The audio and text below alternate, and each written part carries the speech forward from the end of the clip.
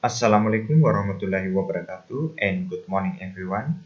I hope this morning all of you are happy. So today's lessons we are going to study about intentions for 10th grade. Hari ini kita akan belajar tentang intentions atau dalam bahasa Indonesia biasa disebut dengan niat pada pembelajaran kelas 10. Oke, pertama-tama yang harus kita ketahui adalah what is the meaning of intentions? Apa itu niat? Intentions is an idea or plan of what you want to do. Jadi intentions atau niat adalah sebuah ide atau rencana tentang apa yang akan kita lakukan. Oke. Jadi intentions atau niat itu biasanya kita menggunakan going to yang artinya akan. Sedangkan di sini will juga artinya akan. So let us see what is the difference between will and going to. Jadi mari kita lihat perbedaan antara penggunaan kata will dan going to. Karena sama-sama artinya akan. Jadi will itu biasanya no plan atau tidak ada rencana sebelumnya. Sedangkan going to sudah direncanakan lebih awal. Kemudian will no evidence. Biasanya akan tapi tidak ada bukti sebelumnya. Kemudian going to biasanya disertai dengan bukti atau with evidence. Kemudian will juga biasanya something uncertain, itu maksudnya adalah kadang-kadang masih ragu, belum yakin. Sedangkan going to something for sure, maksudnya adalah sesuatu yang sudah kita yakin.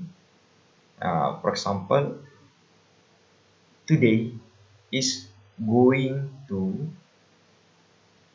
rain. Jadi karena sudah mendung, kita bisa lihat mendung, akhirnya kita sudah ada bukti bahwa ini akan turun hujan. Okay, I hope all of you guys know what is the difference between will and going to. Next. Jadi sebelum kita belajar, mari kita lihat formula. Formula itu artinya rumusnya. Jadi rumusnya adalah subject to be plus going to plus kata kerja bentuk pertama dan biasa ditambahkan dengan objek atau komplement. Oke. Pertama-tama yang harus kita tahu what is subject. Jadi mungkin teman-teman harus mengetahui apa itu subject. Subject is a part of sentence that contains the person or thing performing the act or verb in a sentence. Jadi subject biasa juga disebut sebagai pelaku atau orang atau sesuatu yang melakukan sebuah aksi atau tindakan dalam sebuah kalimat. Oke. Jadi biasanya dalam subjek itu biasanya ada noun, ada pronoun, ada noun phrase, jadi ada beberapa. Cuma pada kali ini kita hanya akan membahas tentang noun dan pronoun. Oke. Nah, noun yang mana yang disebut noun? Noun itu biasa disebut dengan nama diri. Misalnya Jalil.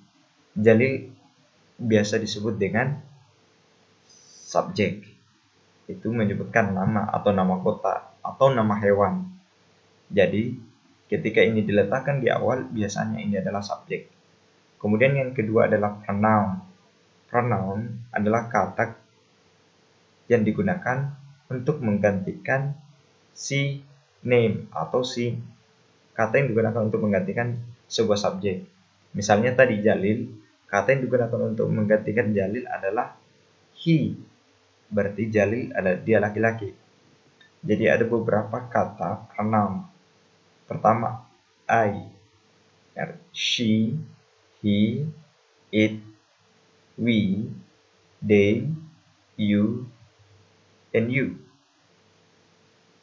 Oke, nanti mungkin ada pertanyaan adalah why you ada dua. Kita lihat adalah pronoun analisis. Jadi kita coba analisis subjek berupa pronoun first singular. Jadi first singular adalah orang pertama tunggal. Yang mana yang disebut orang pertama tunggal dalam pronoun ini adalah I. Ya, karena sendiri. Yang kedua adalah orang pertama plural. Plural artinya jamak. Yang mana disebut jamak? We. Kenapa we? Karena dalam we itu ada kata saya. Jadi misalnya ada Jalil, ada Firman, kemudian ditambahkan saya, artinya we. Tapi ketika kata Jalil dan Firman, itu dia artinya they. Oke, kita mengarah ke second singular atau orang kedua tunggal. Yang mana disebut orang kedua tunggal adalah misalnya tadi I adalah orang pertama, kemudian orang kedua adalah orang yang ditemani bicara, artinya you.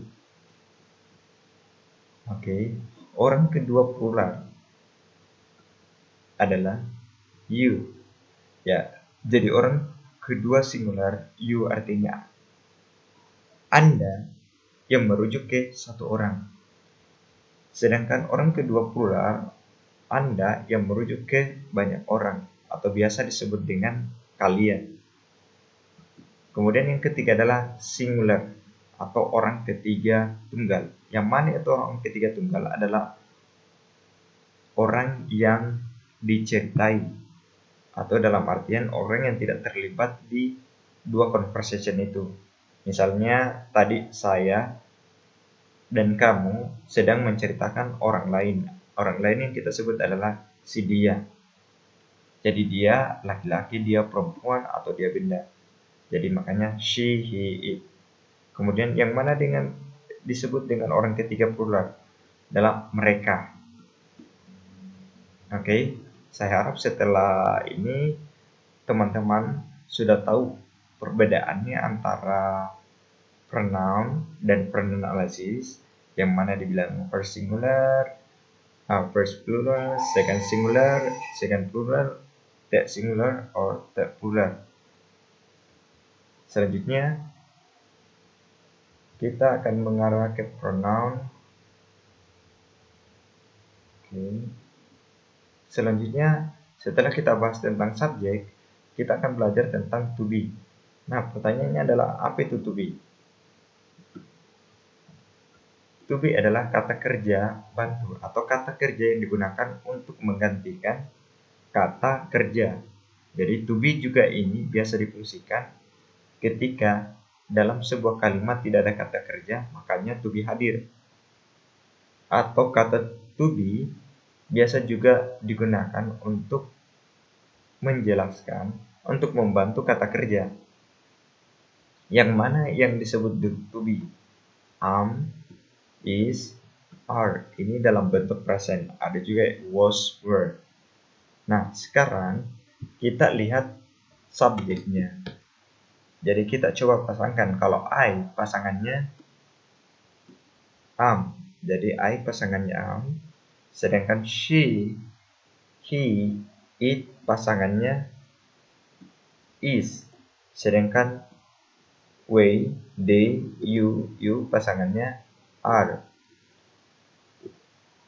Jadi kita sudah dapat subjeknya, kemudian to be-nya. Jadi misalnya she, to be-nya is, kemudian tambahkan saja going to.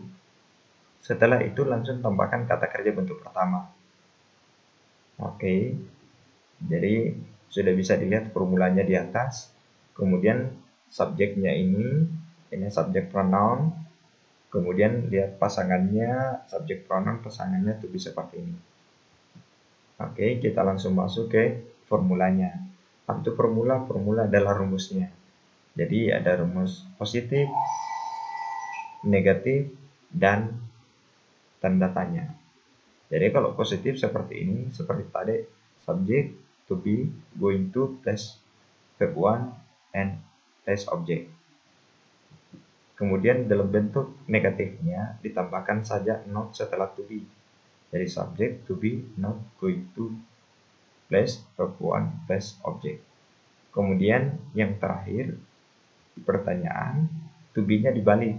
Jadi S maju ke sini, kemudian to be diletakkan di awal. Jadi to be subject going to plus verb 1. Jadi kalau mungkin teman-teman lihat formula seperti ini mungkin kurang paham, langsung kita saja menuju ke contohnya saja supaya lebih paham. For example, okay, I am going to finish my homeworks. Dalam bentuk negatifnya adalah I am not going to finish my homework. Kalau bentuk pertanyaannya, am I going to finish my homeworks? Jadi bisa lihat tadi, yang mana subjeknya I, to be-nya am, kemudian tambahkan going to, kemudian finish itu adalah kata kerja bentuk pertama, kemudian inilah my homeworks, itu adalah pelengkap atau komplement atau objek komplement. Sama. Jadi tadi untuk negatifnya ditambahkan saja not. Nah, di sini dibalik. Sama dengan yang di bawah. My mom is going to join a cooking class. Sama. Jadi mungkin untuk pembelajaran kali ini going to agak mudah dipaham. Jadi boleh dibilang going to artinya akan. So, now time for you to making some sentence. Jadi silakan buat sentence by using be going to. Jadi tadi sudah ada contohnya. Jadi sudah bisa menggunakan bentuk negatifnya, positifnya maupun bentuk pertanyaan. And good luck everyone. Thank you for your attention and see you for my next video. Thank you very much. Assalamualaikum warahmatullahi wabarakatuh.